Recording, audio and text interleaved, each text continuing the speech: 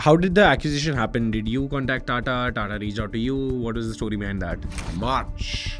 Sitting on the cafeteria, I got a call from this gentleman from Tata Group. How did you build a brand that became irresistible to a giant like Tata? Strong, profitable, high gross margin business, high growth categories, fundamentally where they can also add value. How did you come up with the idea of Soulfull? 15 years ago, when I was in the US, saw quinoa coming up. Interesting thing was I could see it in breads. I could see it going to snacks. An ancient Peruvian grain got me thinking. When I started researching the grain, I said, it's very, very similar to what we have in India. Like Ragi, jowar, bajra. If quinoa can make it, what is the problem with us Indians, right? I actually say this is India's response to quinoa. When Soulfull was just starting out, how did you make sure that Soulfull has a place on the shelf of supermarkets, kirana stores? When I walk into a store, मुझे TATA Soulfull का box चाहिए. Oreo. If you go and see where they are always in the store, they'll always be second, third, fourth from the bottom. It's absolutely eye level for a child, and they get the child to begin.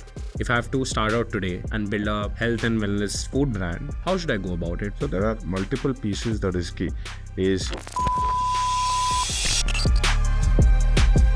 We're glad to be part of 01 Network by Zerodha to bring more business stories like this to you. Prashant, thank you so much for joining us on the GrowthX Inner Circle. Before we dive into Soulfull, I want to get a little bit about your background. What were you like growing up? What was your childhood like? What were your biggest ambition as a kid? And your journey before you started TATA Soulfull, before you started Soulfull. So I guess it's scary also when you're a parent because you actually end up being reflective about this. Grew up in a beautiful town called Cochin in Kerala. Saw my dad and mom build out a nice business which was serving brands as distribution, warehousing and sales and logistics supports for a number of very, very large FMCG, CPG, let me just say consumer brands across various industries. Saw them building that. I think I kind of grew up really just understanding about consumers and only this consumer business. Rooted in an agri background. So I think it was just a combination of those things that I really grew up in. But consumer brands was something, I knew I wanted to build a brand. I didn't know what, I didn't know where, but I knew it was going to be around brands. When did you realize this, first of all, that you wanted to build a brand, and what was your drive towards building a brand? Because this is not something everyone wants to do. I want to build a brand. So what was the major driving factor there? So I think when you are providing service to brand and you see that you're providing service and you're like, I think you see that building a brand and being a brand owner is a very, very, and I guess as a child, you just want to do something which is like, wow, right? And that was something that just had me in my eyes. But I wouldn't say this would be at, age 10 or 12, but it would be more like, once you're like, 16, 18, once you have some bearings around that stuff. But I think that was something that was very clear on, something I enjoyed. And very interestingly, my sister used to read a lot. I used to read a lot of biographies. Even today, I like to read biographies because they're real stories of people who have built something. You studied and worked in different industries before Soulfull. And before jumping on to entrepreneurship, what was the turning point for you to switch from being an operator to being a founder or being an entrepreneur? This was 2007 in the US, sunny California. I had everything, classic dream job, director at a company, would wake up to a beautiful view of the bay with the Golden Gate Bridge. I could close my eyes and it's right there. On the 12th floor, just a gorgeous view. We used to go every morning into office, coming back, all of that stuff. I just felt it was getting routine. Great, interesting, insightful work. But were you creating something? You were not creating something. And I don't know what got into me. It was just that one piece. I literally came back home one day. I told my wife, who just moved to the US after our marriage, saying, let's pack our bags, let's go. This is what I want to be doing. This is the zone, not exactly specifics, but I said, let's go, let's do this. Then why choose? So once your gut decided, like once you decided, ki, let's pack your bags from US and come to India and build something. Why did you choose food and FMGC as a sector to build in? I think my deep-rootedness into agriculture, having seen quinoa and the birth of quinoa, and when I was in US in retail, and having seen how consumers look at health and wellness, India's future, and my love for brands, I think just kind of merged itself together. It's like this came into one entire being, if you will. You knew you wanted to build in food. You knew you wanted to build something for the Indian consumers.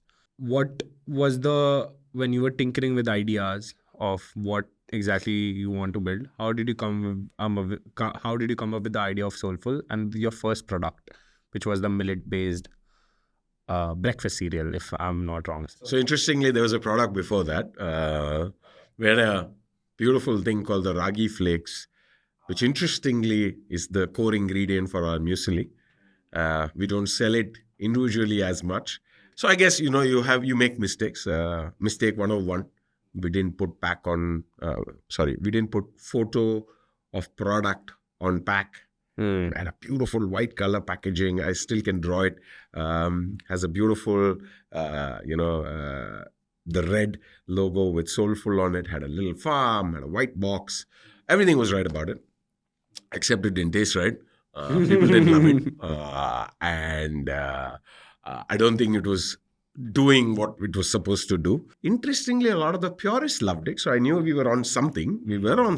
Hi YD fam, sorry to break your flow, but we quickly wanted to share an update with you. The Advanced Growth Strategy Program starts on 29 June. Now, if you're new to GrowthX, this is our flagship program where you learn the 4 key pillars of growth that impact revenue in a live online learning session. Over the last few years, over 4,000 leaders have undertaken this program, and these are the people who solve product marketing and growth at the top internet companies in the world, and we are proud to call them our members. Every month, we only accept about 100 members to a cohort to make sure that the curation is extremely nice, because these are the people who you learn with, solve problems with, and build projects together. Our next cohort starts on 29 June. The link to check it out is in the description. All the best with your application, and if you're a fit, we'll definitely see you on the inside.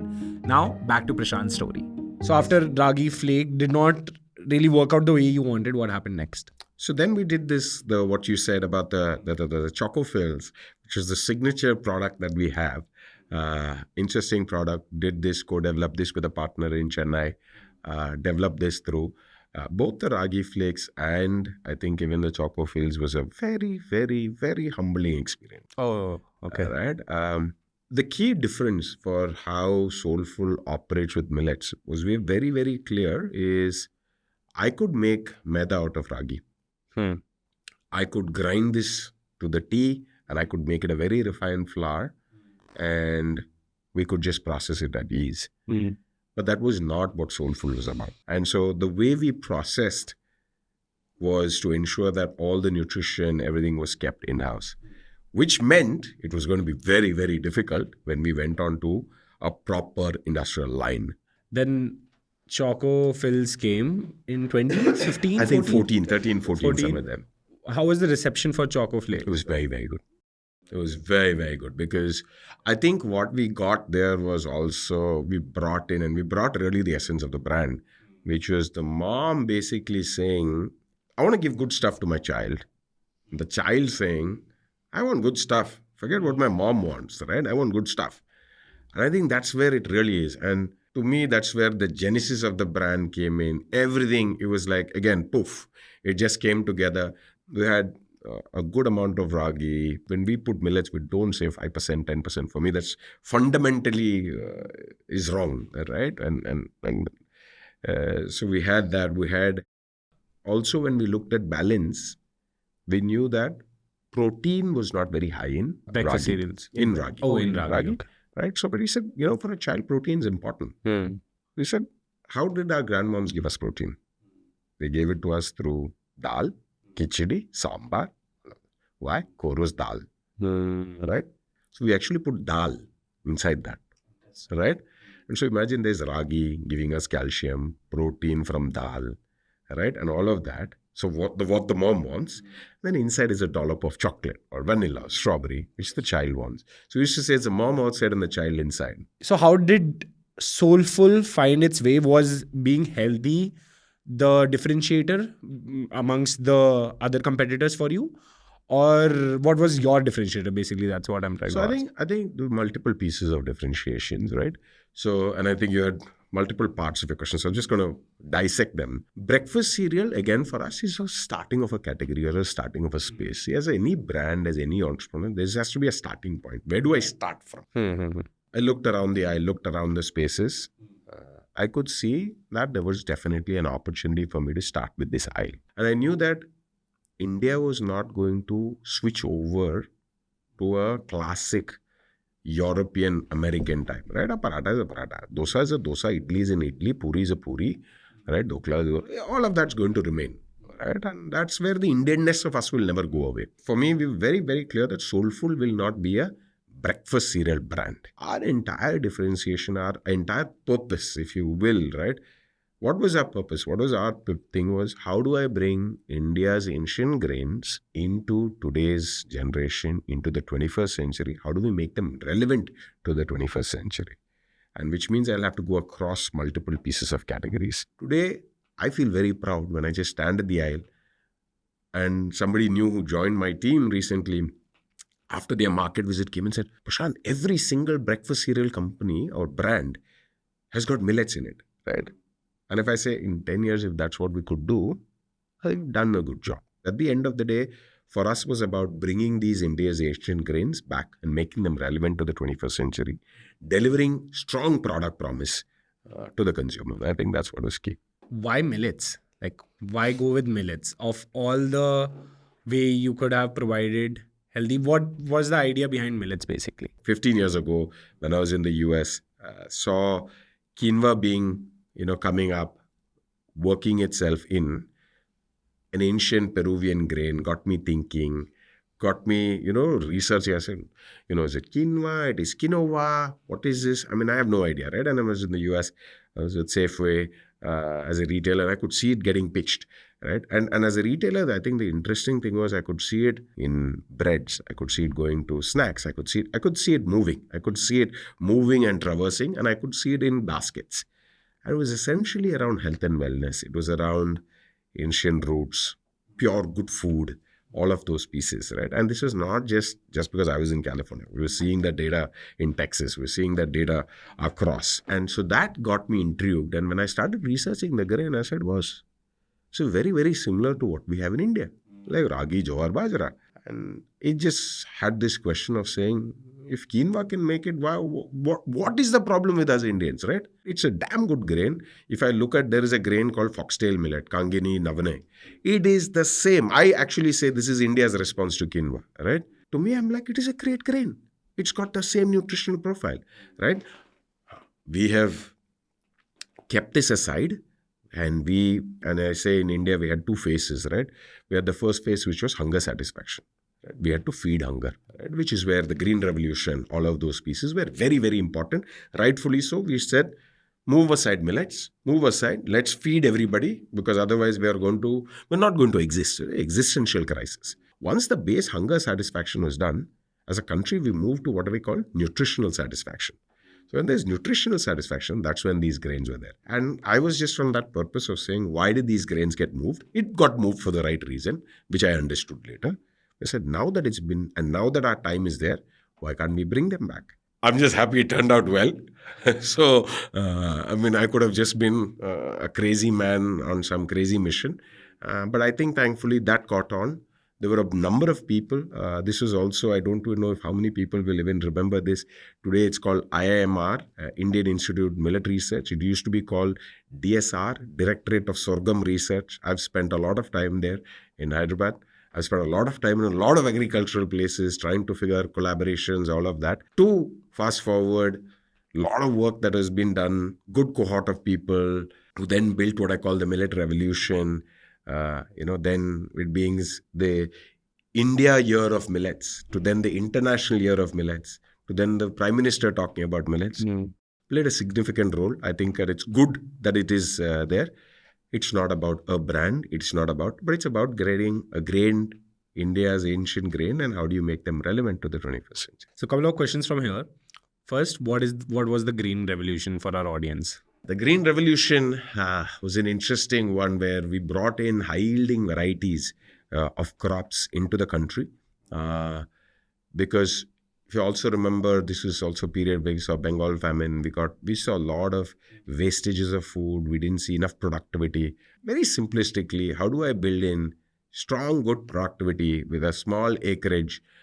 Unlike other countries where, a classic farmer owns 100 acres, 200 acres, able to get productivity gain. So productivity here has to really come from seed, varietals, best of agronomical practices. So that was really the Green Revolution. The Green Revolution, the White Revolution, if you remember the Milk Revolution, all of that was around the same thing, is how do you increase productivity so that we are a sustainable and self-sufficient country. And that's essentially what it was. The father of the Green Revolution, Dr. M.S. Swaminathan, no longer with us, but a massive, massive inspiration. I've had the opportunity to interact with him. I'm related to him, but that's, as much of I have taken from him. But I think his blessings, guidances in terms of, I think, fundamental stuff, right? I think very, very piercing questions. And when I was on this path, I think just that little nudge of saying, yep, you're on the right path, I think was good confidence enough to go. But luck has to play a lot and persistence. But yeah. So when you started, now let's say you started with Chocofills, and this was in 2014. Now moving forward to how were the years before the acquisition happened? How was the years you building? What were the early years of you building Soulfull looked like? Yeah, so we had three founders, including me. There were three of us. Each of us had separate responsibilities in terms of, I constantly joke I was a peon, right? I had to pick up the paper wherever it is dropped or ensure the paper keeps moving. Let me just say it that way. But I think it was very interesting. We were very, very lucky and blessed, I think, to have a good team that we had built through and through. I'm very, very proud to say we're in touch with a good number of them. But I think what was very, very clear, and I think when I asked everybody, was they were very clear that they knew this was a purposeful brand. And there are a number of food brands out there. I'm very, very clear about that. If we have to build a true food brand, we have to be purposeful. People will see through us very clearly if your purpose is weak, right? And being clear about that, I think, was good. It was tough. It was not easy. But like I say, we're in the business of food. We're not in the business of medicine, which means getting people to taste, getting people to really touch, feel the product, understand what it means, right? Because initially, if somebody says Ragi, Jowar, Bajra, your initial reaction is, boss, I don't want this. This is poor man's food. Don't want to eat this. How do you really get them to eat it? How do you really get them to taste it and be like, wow, right? I'm amazed of what this can really build. And I think that was the entire story. And building them store by store, brick by brick, city by city.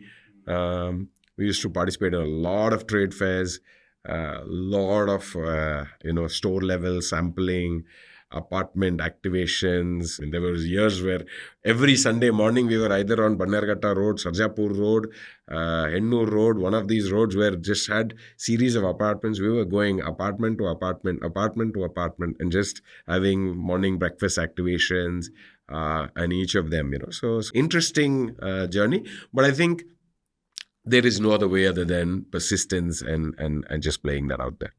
So like now Soulfull, because Soulfull was acquired by Tata, and now it's big, it's massive, it's under a big name also, Tata. But early years when Soulfull was just starting out against bigger competitors and everything, how did you convince or how did you make sure that Soulfull has a place on the shelf of supermarkets, kirana stores, anywhere that you go? Or how did you establish that your brand is here to stay? So I think ethos is very, very important, right? And one of the very, very key things that we had, and we should talk about this a lot internally, every consumer has 5, 10, 50, 100 rupees to spend. why should he or she choose you? Why should he or she not go to a trustworthy, known Indian multinational brand? And I think being aware of this makes you do everything, right? Everything to succeed and be right, which means from how's your packaging looking? How are you going to offer the product? How are you going to price your product? How are you going to deliver everything through and through? So I think that entire approach has that. I think also, given that I come from a distribution warehousing, we're very, very clear in terms of how we wanted to build, right? Being right to our channel partners. Distributors, how do we be right to them? How do we ensure, claim settlements are right? They also need to give us our payments on time. We need to supply them on time. Claims have to be settled on time. So there are those basic hygiene practices, very important.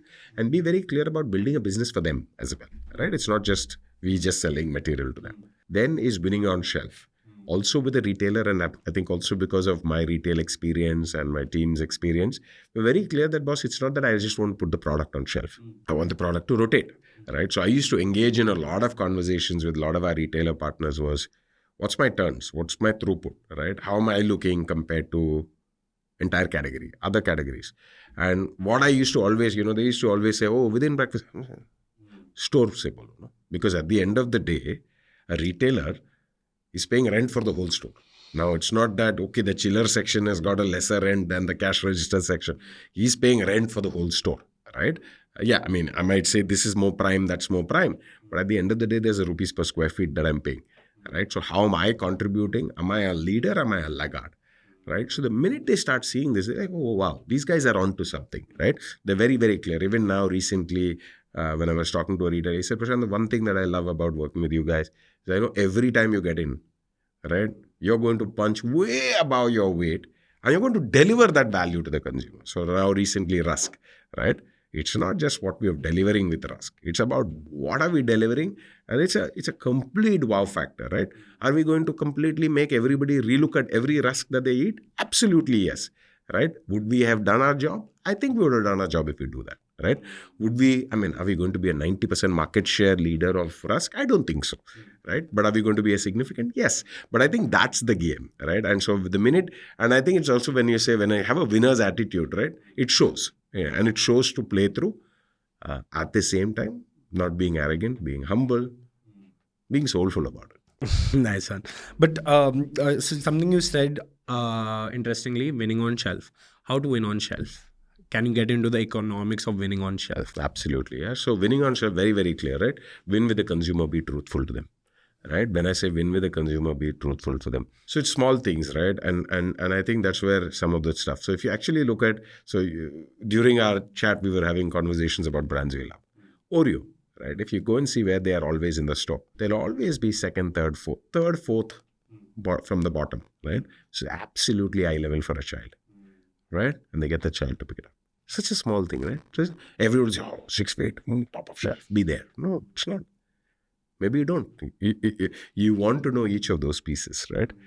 So, for example, right, some of the things that we have seen, because we see that a lot of our buying happens through snacking, right? Happens through impulsing, right? So we actually have clip strips around the stores. We have a bunch of things around the stores. We have things of hangers, right? We're there around school catchment areas, right? We have ease of availability there. So I think all of those pieces becomes important. And that is why I think you should break out of the barrier of FMCG. Winning on shelf is think what does consumer want, right? And then you start really playing that entire piece, right? And then comes to the classics, right? Pack of size, how much is my rupees per gram, how much is there? And also what happens on winning on shelf. Sometimes what people mistake is they say, oh, this is how the category operates, so that's how I'm going to operate. But sometimes you're coming in first, right? You're new in the game. When you're new in the game, people are going to dabble with you. If I may, it's like you're the new kid in the block. So people are going to flirt around with you. They're going to take you for a coffee. They're going to take you for a date. You're good, then yeah. Then I'll be with you, right? So which means in a simple way, that's where trial, all of those pieces start becoming important, right? Which is where a small pack, all of those things become key for you to kind of test around with and trial around with people as well. Can you tell me more examples like this? How brands have strategically place themselves in a store? So it's a very interesting one that we did in the US, right? Which was Sunday diaper buying. Okay. Who gets sent on Sunday? And picture yourself, the US, right? Sunday diaper buying. Dads. Dad, right? I mean, Sunday. And what is a typical American guy doing in the evening? Beer. Watching. No, he's watching. I'm not going to comment on that one, but yeah. He's watching a game. Yeah, right? He's watching football. He's watching basketball. What does he want to do? Put a 6-pack of beer right next to that diaper. Boom. What happens? You'll see diapers and beer sales jump through the roof. Wow. Small things, right? Because he's in and out. He wants to go. I've come to diaper. I'm buying. I'm coming in angry. I'm coming in super pissed. Then I see a 6-pack. Ooh, 6-pack on deal. Let's take it. Right? I've convinced myself. I just pick it up. Boof. It's game on. Right? And that's merchandising. 7 years from 2014. Was Chocofills the only thing that Soulfull was building by then? So after Chocofills, what other products? How did you start diversifying? So we had a large range. We got into muesli. We got into a bit of masala oats. We had a whole range. We had covered out that entire piece of the breakfast cereal at some level, apart from some new additions that we had now. But I think we were very clear. We were all getting ourselves set to expand ourselves beyond breakfast cereal, if you will. And what was interesting was we were seeing a lot of our kids' business coming in from a nice snacking business. We were at that very nice, I would just say, a beautiful, why I know about Oreo, and I keep watching them, because actually, in my mind, competitors were biscuits. Right, because that was a snacking. Sweet snacking is essentially biscuits, right? And to me, we were getting into that beautiful space of the tiffin box and all of that. So yeah, so that was a very nice and interesting space as we were building out multiple products. Yeah, the multiple range of our products. So interesting thing. I was talking to Abhishek, founder at GrowthX. He told me yesterday only we were discussing something. He said in India, the only way to get to crores of 1,000 crores or 10,000 crores of revenue, or basically build a successful brand, is to have multiple products. It is very hard to build one product brand in India and be very successful. You can be a mom and pop shop for sure, but you have to build multiple products because India is such diverse crowd. Everyone has different needs. Everyone has different wants. That's the only way to win. So what was your idea? As you said, you didn't want to be a breakfast cereal company. Yeah. You wanted to be a brand that provides, how would you put it, soulful ingredients and soulful products to your consumers. So what was your idea behind building multiple products? What was your reason? Yeah, so I think the way interesting perspective, and I think it also depends on time. So I'll just put a different take on the same. Let me just say not different take. I'll just add the layer. Is if I put time as a dimension. Okay. Right? If I put time as a dimension, can you build an Oreo out of India? Can you build a Nutella out of India? Can you build a Red Bull out of India? Just leave that as a thought. Yeah, I'm not saying there is an answer. Why is it time as a factor? Because time is key in these things. Right? I think move. It's an interesting one, right? It's a single product, right? Good night, Mohan, right? I'm just saying, right? But time, yeah. Problem is we are also very. Asian Paints is a great example. Asian Paints is a great example. But 27 years, 20. That's why I said time. That's why I said time. Time is, in our आज चाहिए, अब भी 1,000 crores, अब भी मेरे को 5,000. That's where I just leave that as a thought process. I'm not saying one is right or one is wrong. No, agreed. I think fair. I think the other piece for us, so when we look at Soulfull, look at the entire product and the product portfolio, we're very, very clear as if you see what I was saying when we were talking about FMCG versus consumer, day in life of consumer. So which means there's a morning, there's an afternoon, there's an evening, there is a night, there is a on the go, there is all of that, right? So you're not going to potentially have one product that will fit into each of them, right? And that's where I would really look at it. And the way we are clear we're building Soulfull as a brand is actually it's a family brand, right?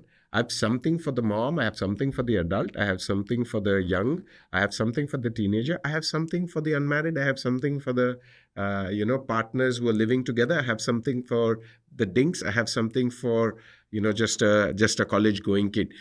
So essentially, if you're building a family brand, we will need to build, and it's a master brand. So it's one Soulfull that goes across. And if you see the ring of the brand Soulfull, right, it's meant to take that pause. It's meant to take that smooth mellow into your, it's a quick touch. We're not about food that's just going to satisfy your tummy and just to jump and do brash things. But at the same time, we'll be, we are a cool, fun, young brand. And so for that, I need to then create a multiple range of products across. How did you build a brand that became irresistible to a giant like Tata? Strong, profitable, high gross margin business, high growth categories, fundamentally where they can also add value. See, it is not just about D2C Leah and then we plug it in, right? We were at 15, 17,000 stores at that point, 18,000 stores. Today we are at 5-6 lakh stores. And trust me, it's just about the ability for us to take it to 10 lakh stores, 12 lakh stores, 15 lakh stores. And right? And it's there, right? And because that's where scale comes in. And I think it's not about just selling in smaller pockets, but being something where it is mass premium ability for us to do 5 rupee, 10 rupee, 15 rupee portfolio. But at the same time, we have 500 rupee packs, right? So we have a whole gamut, right? It will be 1,000 odd crores in a few years, right? And that's the beauty, right? That's the beauty. And because that's when an acquisition happens, right? An acquisition is not happening to add, percentage growth. It's about manifold growth. And how do you manifold growth a company? And I think that's what is key about it. But keeping an eye very clear that as a founder, you're not also building to sell. Because I think that becomes very, very transactional key, again. Very transaction. And how do you see a portfolio that can expand? So so you had that question that you want to scale to XYZ level. So was Tata was an attractive way towards getting that, or it just makes sense at that point of time? There are 2-3 pieces actually. So one was, we said, if I had to scale, what did we need, right? Obviously, you need money for marketing dollars. You need that part. But what are things that money can buy? What are things that money cannot buy? I think trust is something money can't buy. Trust is something money can't buy. That's true. The other that we felt, and this is pre-quick commerce, right? We also believed that if we had to see through the vision of Soulfull, of taking and building it into a mainstream large household brand, we need to also build out a strong distribution, take it to the masses, take it across, which is, I think, something that money surely cannot buy, because single product mass distribution, you can go to 1-2 lakh stores maybe. But to be able to really build out the distribution was where I saw. The third thing, what I was also very clear is, I said, I ain't going nowhere, right? I'm young. I'm going to build this. So it has to be where I can also be a part of this growth journey. Because for me, this was not just transaction. Yeah, transaction is important. Money is important. But it also has to be something that we leave on the table. A very simple thing I say is, brand is an immortal human being. I may die tomorrow morning. The brand cannot. And should not, rather. Right? So a brand is an immortal human being. It has a pulse. It has something. But it's immortal and should stay out longer. And so I think it was also those ethos, and I think the ethos really stuck through well. And yeah, I'm actually very, very happy, because I also know that Tata Soulfull as a place it's found itself its home. There will always be, teething, people getting scale, doing all of that. But I think the ability to get that entire marriage in order, I think has been a phenomenal, let me just say, a journey. How did the acquisition happen? Did you contact Tata? Tata reached out to you? What was the story behind that? March. Sitting on the cafeteria, I got a call from this gentleman from Tata Group. Somebody did share, my uncle shared the number saying, this gentleman may reach out to you. Right? So I said, okay. And just getting into this whole, there was some murmur, maybe is there COVID in the air? And there was all of that. So this was before the first wave really kicked in. I think 2-3 weeks before that. So I got that call. And then we had this chat, and so slightly unexpected chat, if you will, but it was an interesting one. And we left it at that. And then we continued to have conversations. And to me, it was interesting because I was also in the process of otherwise doing a classic fundraise. And so it was an interesting timing for the same. But yeah, the call came in, but I think we were also being seen. And interestingly, also at the same time, there were multiple, brands and companies also reaching out to me. So it was an interesting time. Got it. And then why did you decide to go ahead with Tata while other brands were also reaching out? As a founder, it was very clear, right? You wanted the brand to be in the right Hands. That is true. right? And if the brand had to be in the right hand, I thought that was important. One. Second, also what Tata gave me an opportunity was, given the portfolio, was the ability to actually get Soulfull to be in the full bloom, right? We are today in Choco Sticks. We are in wafers. We are in rusk. We are in, we have the ability to expand our kids' portfolio. We have the ability to expand our young adults' portfolio further out, right? That ability for me to be able to create into multiple categories and see that bloom, I think is any entrepreneur's pride and ability to bring that passion to real work. So I think that was the other piece as well. It was not that we would just be folded into a brand and say you can only play in cream biscuits. And today I see a number of companies launching their own brands. They've done acquisitions, but they've done launching their own brands. Very confusing. But this actually is a fully integrated set. I'm very, very clear, right? My purpose is to ensure that the brand stays strong. And, when I'm 70 and having a pina colada somewhere, I should be, or let me just say, having a cup of chai. I should be able to see my rusk still being dipped in Tata tea. And what other brand better than Tata to be at? I completely understand that. Okay, now you got acquired by Tata and you switched from being a founder, from an entrepreneur to leading Soulfull. What was that shift like? It was an interesting shift, right? In every dynamic, right, you will have this dynamic of, oh, you're a founder, you don't know how corporates work. They will always be there. Only difference is I worked for a $40 billion retailer in the US, wearing a suit and all of that stuff. So not that I didn't know that work. It was a choice that I made. Initially I was, there was that part.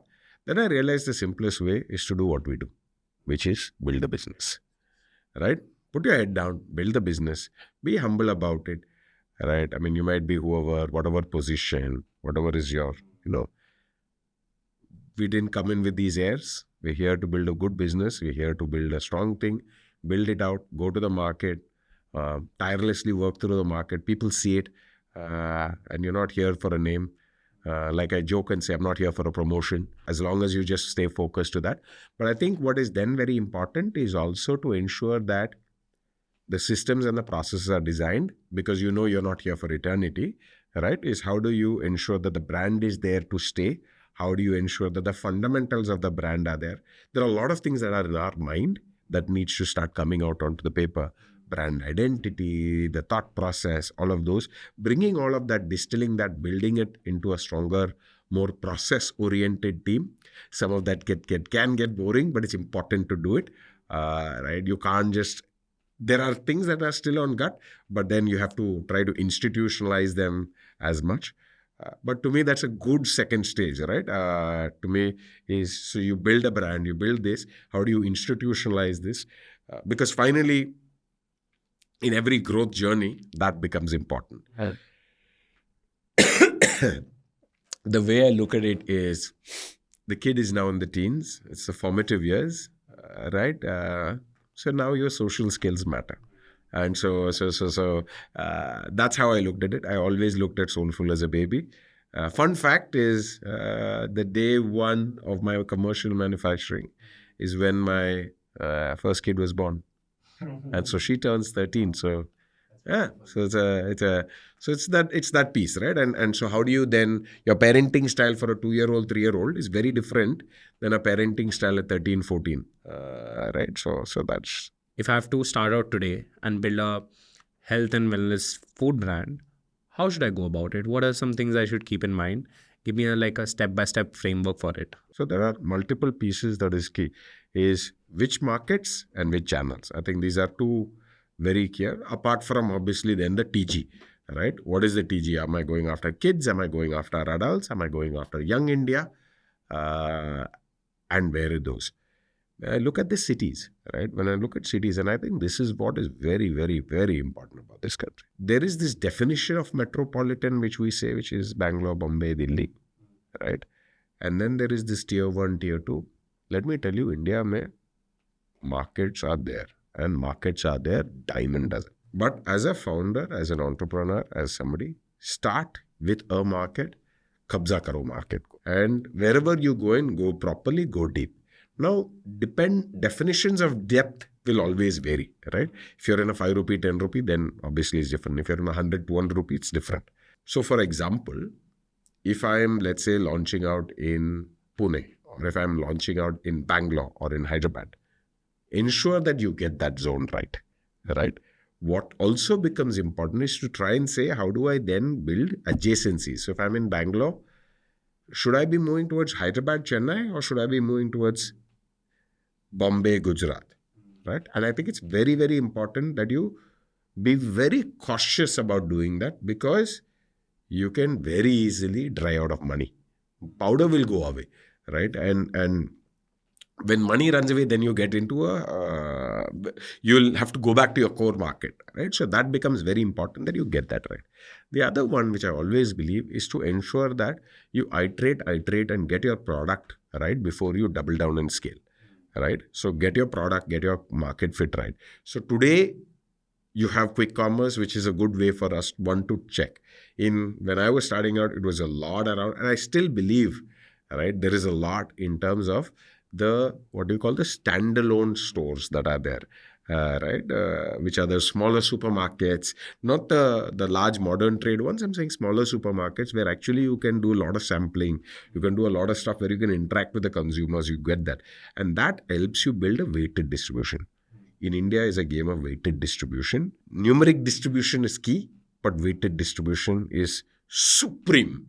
If you do not get that right, next thing you can be in 5 lakh store, you can be in 20 lakh stores. But you may get a weighted distribution of 5 and 10, right? That doesn't mean anything, right? So getting into the right store in the right channel is going to be a very, very important part, right? So spending time to understand that, and if you're going to start, you'll say, okay, can I go and buy some Nielsen data? Can I buy this data? You won't get that data, right? So speak to people within the industry. Be shameless about it. Ask, chaps who are there. Ask retailers as well. They're also very, very helpful, right? They will also be able to help us and guide us into all of that. I'm sorry, what is weighted distribution? So there could be 2 stores or 5 stores who are selling. So that's a numeric distribution of 5 or 10 or whatever it is. But one guy must be selling 20% of it. Whereas the other 4, each of them, or others 8 of them will be selling only 10% each. Right? So if I get into this one store, I'll get a 20% weighted. It does not mean that every store is equal. Makes sense. And essentially it is to get the Pareto. 80-20. Finally, everything boils down to that. Right? And how do you get the Pareto? So getting this one store becomes key, right? Because getting 2 or 3 of him, right? So a lot of the categories, if you see, if you get a 20% numeric distribution, which is the numbers of store, itne store mein hai, you end up actually getting a 40, 50, 60 weighted distribution, which means then you're almost there, right? Which means you're halfway through. Then it is at marginal, right? Then every other one is incremental. It's not to say you want a high weighted, but as a founder, as startup guys, you will not get a 80, 90% weighted. The other part that becomes very, very important is how do you play a very strong quick commerce game? How do you play a very differentiated quick commerce game? And today that's the biggest power. Right, that's the biggest power, because I think they are going to really change a lot of the things. The interesting thing about all of these channels is they also will move into multiple areas. Because today it is not, growth is not. So I'll give you this. My UP market share and my MP market share in a lot of my products way higher than my Bangalore, Bombay, Delhi market share. Interesting. Okay. And to me, if you look at demographics of India, we say, millennials, we say Gen Z. It's not that Bangalore, Bombay, Delhi person that we see, that we all have this mental image of this is the millennial, this is the Gen Z. But go back, look at some data, see what Bihar is telling you, see what Chhattisgarh is telling you, see what Eastern UP is telling you, see those demographic data. I think there's some very interesting peels, right? So if there is somebody who's from there, who gets it, right? I mean, it's going to be interesting. Similarly, even in the South, if you see, there is a lot of stuff that's happening out in the data in the South. There's a lot happening in the West as well, right?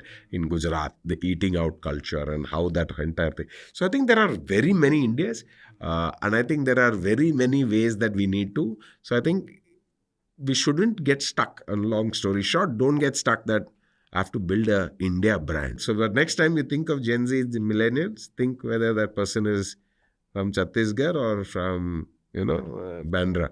Also, the other thing which is there is we are 330 million people, household. Where do you want to play? Where do you want to play? And people make this one big mistake assuming that everybody has enough money, right? That number is very, very small. So if you have to build a mass business, you have to be a mass. So the 1,000 crore, 100 crore, we are 0.1% of India. 0.1. So dhanda karna hai to you have to build for that scale. Think, घर में 5 लाख 10 लाख का income. 10 lakh income is not a big number. It's a very, very small number. Yeah.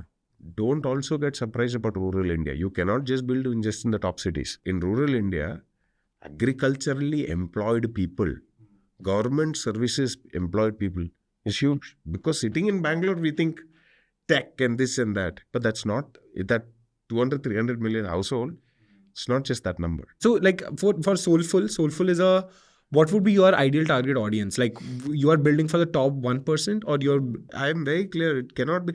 How will I move millet consumption if I am at top 1%? Makes sense. So the way I used to always describe it for every new brand marketing guy who used to interview with us, right? I used to say, anybody who aspires to own an i20 is my target consumer. God. Right? Is my entry level at least. Right? So aspire was the key word, right? After that 330 odd million, there are 120 million people, right? Who are moving in. And we are at the cusp of India jumping what we call the GDP growth, right? From the 2,000, moving to the 3,000, to the 4,000, to the 7,000 per capita income. And when that happens, what we call the middle class income, right? And that middle class, growing middle class becoming super premium, that entire jump, right? From this to moving up to the pyramid, right? If you remember that C.K. Prahalad old book of bottom of the pyramid, right? And that whole thing has moved, right? Into a diamond shape. Then it will move into a pendulum shape, right? I mean, like a hourglass, right? And that top segment is a very, very interesting one. 120, 130 million households is not a joke. It's not a joke. And I personally think we're a once in a lifetime opportunity for this 10, 15 years, right? So I would just say, go out there and build, right? Go out there and build brands, build businesses, I would say, because you have the ability to really scale through. Then it's going to be like the US. I'm not saying you can't, right? But I'm saying it's like right now you're on like a desert land, right?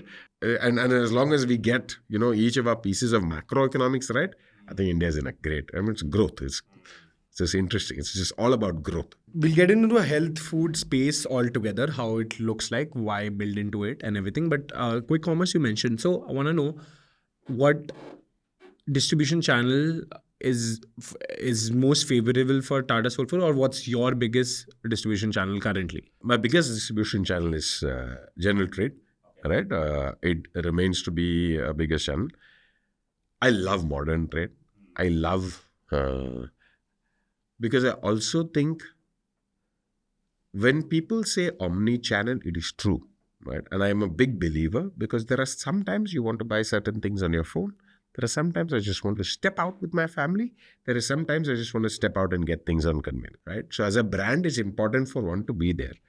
Modern trade and experiential, standalone modern trade, discovery stores, however one looks at it, the ability for a brand to also talk to the consumer is a lot more. In a kirana, it's a little bit more difficult, right? Because you will be tucked away somewhere, or you'll have to have your, laddi hanging somewhere in the front so that, the consumer will come to know. Whereas in these stores, you can actually express yourself. It's like being in a theater, right? So you can express yourself. So to me, that's a format I like a lot of, and also its weighted distribution is also.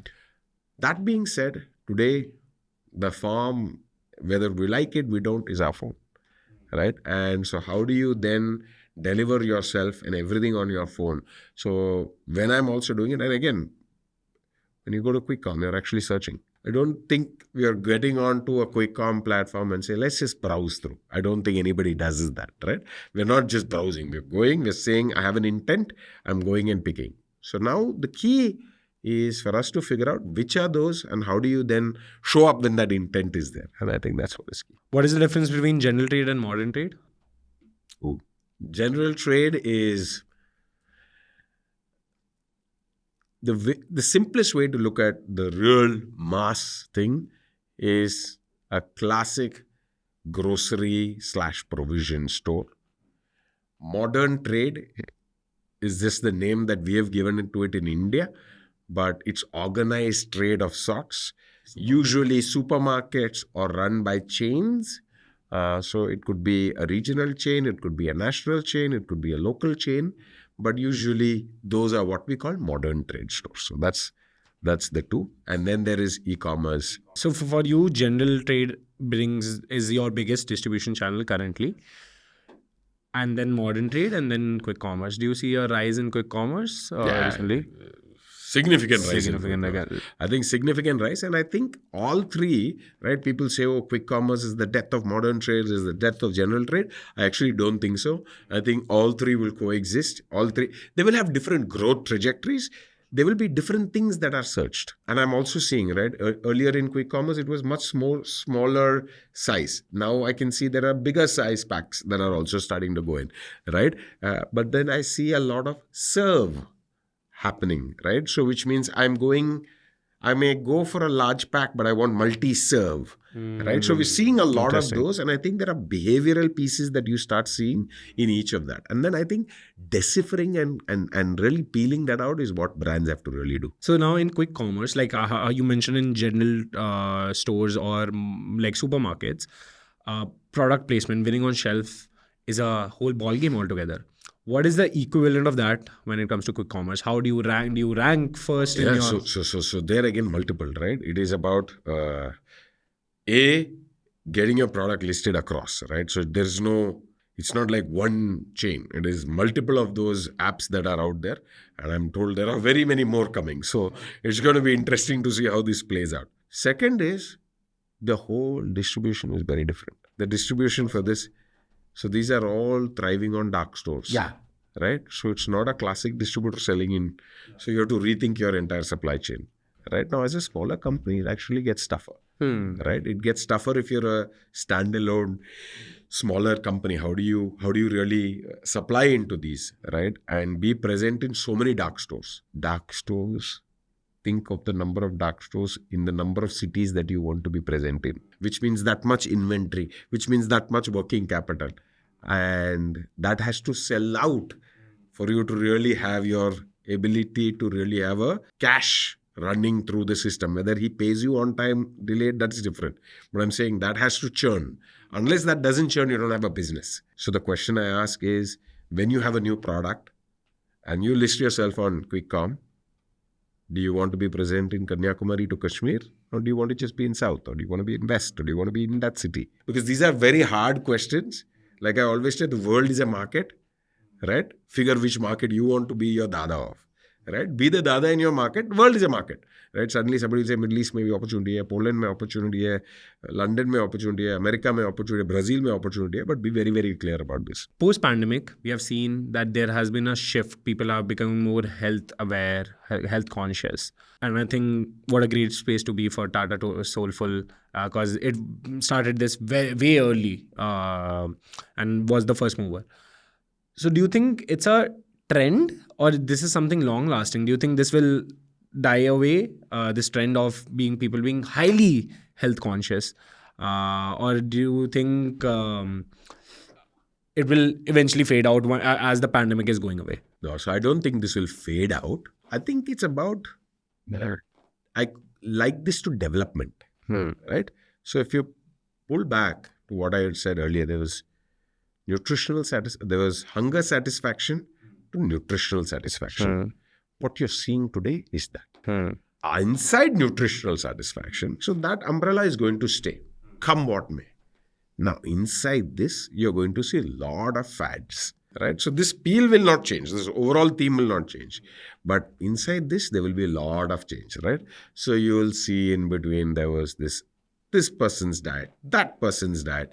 There was a high-fat diet. There was a this diet. So you will keep seeing those come and go. They will see those come and go. However, what I think you will constantly see as a common theme is complete nourishment, right? That will always be there as a theme. Traditional practices will always have a very strong following base simply because you have something to look back and say, ye hua tha. Intermittent, why is it also caught? If you think of it, the minute you start having intermittent, and imagine, right, I'm talking about intermittent fasting with my friends. Then I go home and I talk to my grandmother and she says, Ekadasi, we used to do that. And suddenly you're like, wow. And suddenly it makes you cooler to go and talk to your friends. Say, boss, intermittent fasting, I'm not the only one, This is the new name, but this is what it used to be.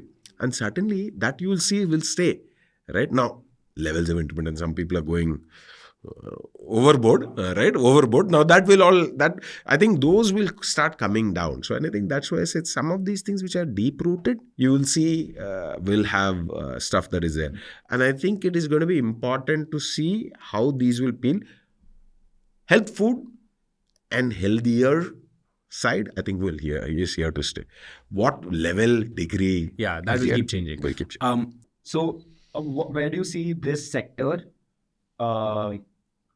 health and wellness sector in food, go in the next 5 years? I think there are going to be a lot of interesting innovations that are there from the way serves are looked at in India. I think that would be one piece. Packaging is definitely a piece that I see, which I think India has a significant way to go, especially given that delivery, quick commerce, and a lot of that are in play. Also, we are not going to do a cut, copy, paste of the Western world. So, which means there's going to be some significant investments also that people will also need to make towards these pieces. From a innovation perspective, I think fresh and fresher, I think is going to be a very, very, very big theme that's going to play itself. Today, people are turning and seeing date of manufacturing, all of that. I think that is something that's going to really start playing itself over the next, it'll take time, but I'm saying over a 10, 15-year period, I think we'll see a dramatic shift towards freshness. We're a country that's used to fresh, right? We're a country jo call up and call whoever, right? Call Munna, call Murugan, call whoever you want to call. And that delivery happens, which is also quick commerce, right? So there's going to be something around this. So something interesting you mentioned was packaging. India mein jo dikhta hai, wo bikta hai. I do believe in that.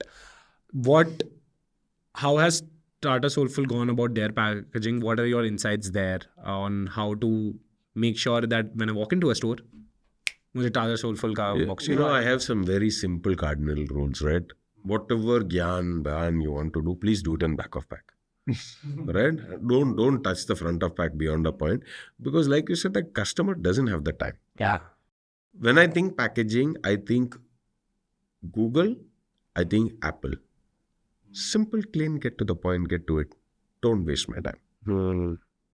When I'm in a cluttered environment, I don't want too many things being there, right? How do I get very simple, very clean, very... at the same time, obviously, bright, fun colors, right? We are all about bright, fun colors. We're all about that. But I think that's how you break through clutter. Because otherwise, people have some 500,000 things to do. The architecture of the brand, if I stack up all my boxes, my logo stays in the same place. Right? So if you stack up my muesli, you stack up my kids, you stack up everything, you will see Soulfull written through. Something we've just been absolutely anal about, right? But not, obviously, if it's a bigger box, but the same size, it will stay, right? So you'll see the line. Symmetry. It's a symmetry. Because the minute you create symmetry, now just flip, which means the case is the same, which means I get economies of scale, which means my packaging machine is the same, which means the laminates are the same. Scale. You get scale. Lastly, give me I don't know how many steps we can break it down in, but I would say give me a 10-step framework. Give me a 10-step framework to building a successful brand. So step number one, and the most important step, I mean, the reason for existence, the reason for survival, reason for anything is the consumer, right? So keep that as, I'll just say, center Devi, because get what are you solving for him or her, right? So I think that is at the core.